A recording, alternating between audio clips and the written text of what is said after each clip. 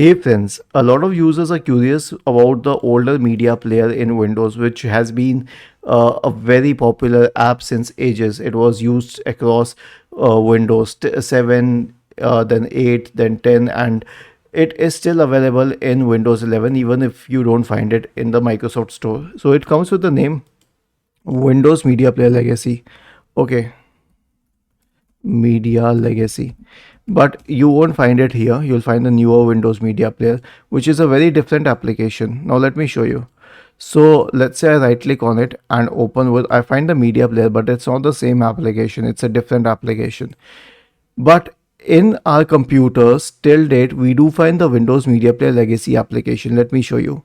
Right click on it, open with Windows Media Player Legacy. Okay.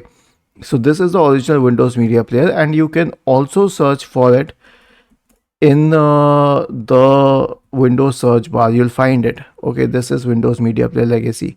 So this is the original Windows Media Player that you wish to use. And as for the newer Windows Media Player, if you wish to use it, it's a very different app. But if you want it, then simply search for Media Player and this will come up. Media Player, the app. I mean, it's not the same, but yes, this is what they call Media Player now. So what is the future of Windows Media Player? The future is unknown. It is not on the Microsoft Store. It's not online. There are no support articles around it. So I'm not sure if they will keep it for long.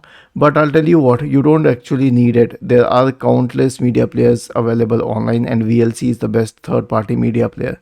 Was this helpful?